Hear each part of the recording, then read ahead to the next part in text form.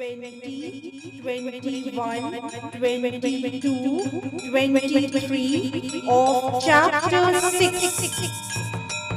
Yatro paramate chittam niruddham yoga sevaya yatra chaivatmanatmanam pashyanyatmani tushyati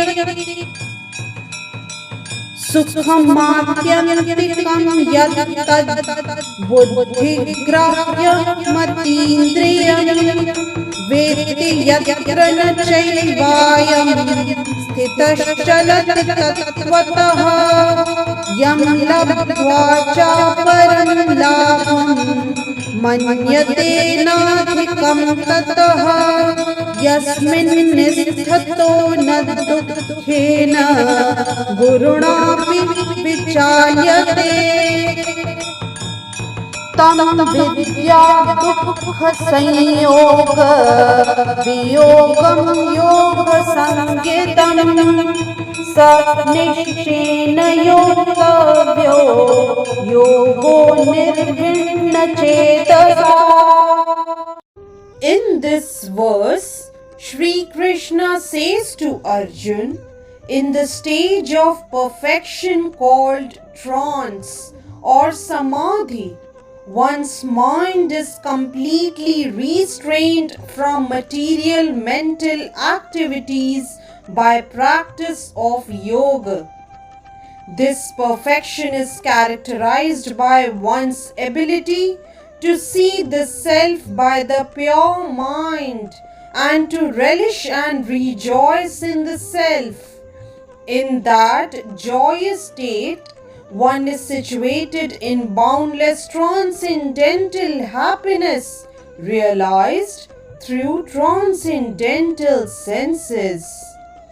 Established thus, one never departs from the truth, and upon gaining this, he thinks there is no greater gain. Being situated in such a position, one is never shaken, even in the midst of greatest difficulty. This indeed is actual freedom from all miseries arising from material contact. Elaborating on the above thought, by practice of yoga, one becomes gradually detached from material concepts. This is the yoga principle. After this, one becomes situated in trance or samadhi, which means that the yogi realizes the super soul through transcendental mind and intelligence, without any of the misgivings of identifying the self with the super self. Yoga practice is more or less based on the principles of the Patanjali system. There is an acceptance of transcendental pleasure in the Patanjali system, but the monists do not accept this transcendental pleasure out of fear of jeopardizing the theory of oneness. The duality of knowledge and knower is not accepted by the non-dualist. But in this verse, transcendental pleasure realized through transcendental senses is accepted, and this is corroborated by Patanjali Muni, the famous exponent of the yoga system. The great sage declares in his Yoga Sutras, Purushartha shunyanam gudanam pratiprasavah kaivalyam swarup pratishtha chiti shaktiriti. That is, this chiti shaktiriti or internal potency is transcendental. Purusharth means material, religiosity, economic development, sense gratification, and at the end, the attempt to become one with the Supreme. This oneness with the Supreme is called Kaivalyam by the monist. But according to Patanjali, this Kaivalyam is an internal or transcendental potency by which the living entity becomes aware of his constitutional position. In the words of Lord Chaitanya, this state of affairs is called Cheto Darpana Marjanam, or clearance of the impure mirror of the mind.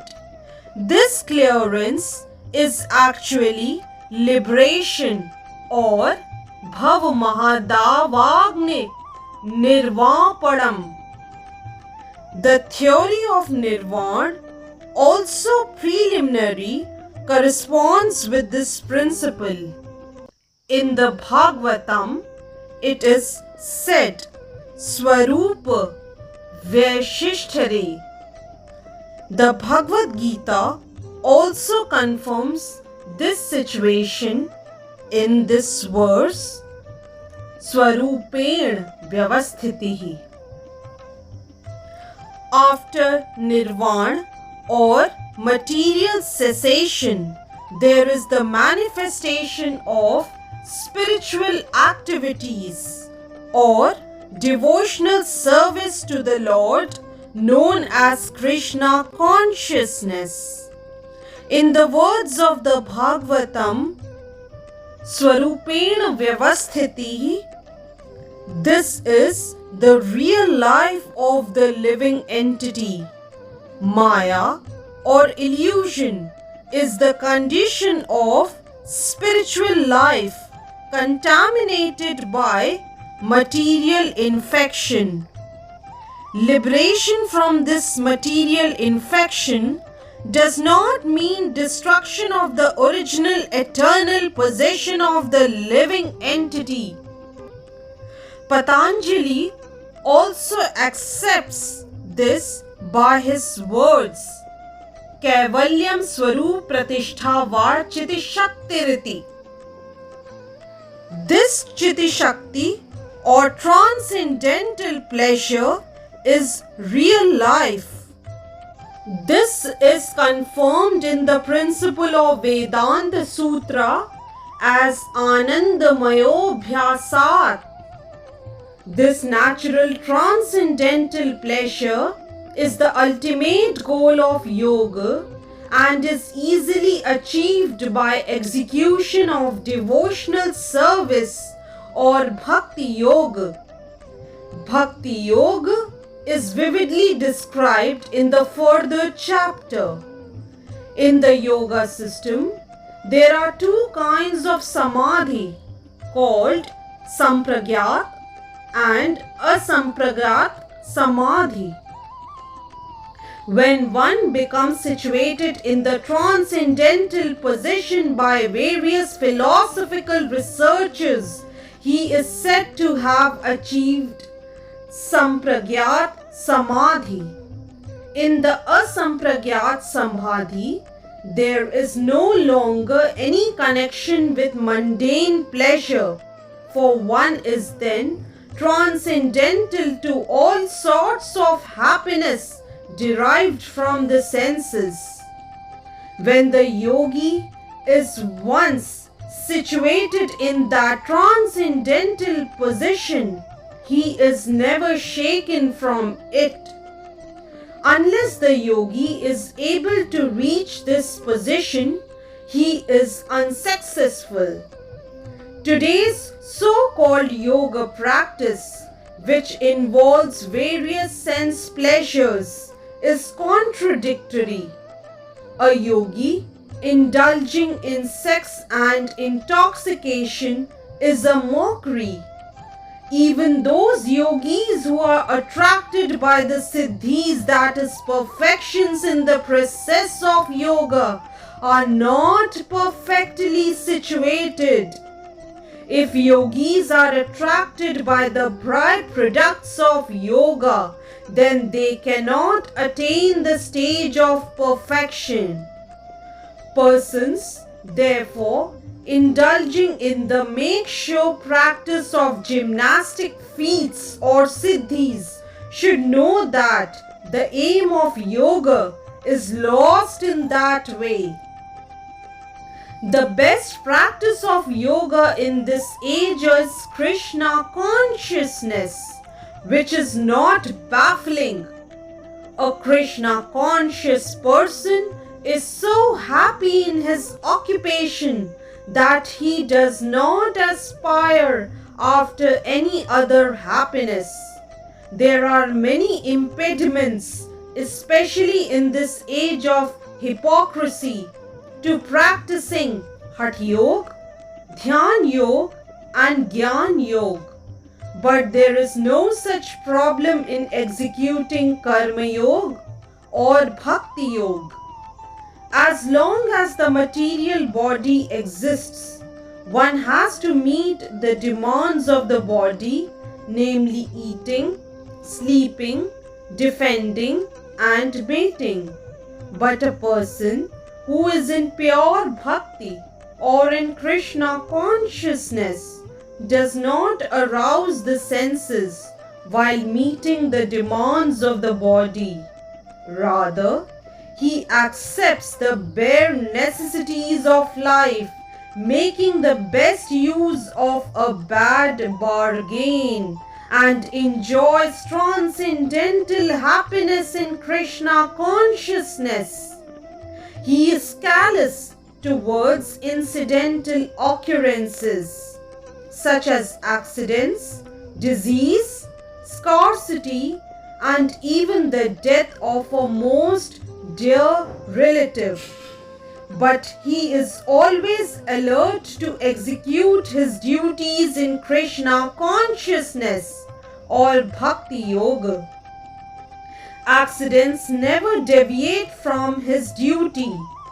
As stated in the Bhagavad Gita, it is very well said, Agama payino nityan stanstitikshasva bharata. He endures all such incidental occurrences because he knows that they come and go and do not affect his duties. In this way, he achieves the highest perfection in yoga practice. Hence, verse 20, verse 21, verse 22 and verse 23 of chapter 6 is explained. Jai Shri Krishna. If you like today's video, please do like, share, subscribe and comment on the channel Mystic Faith.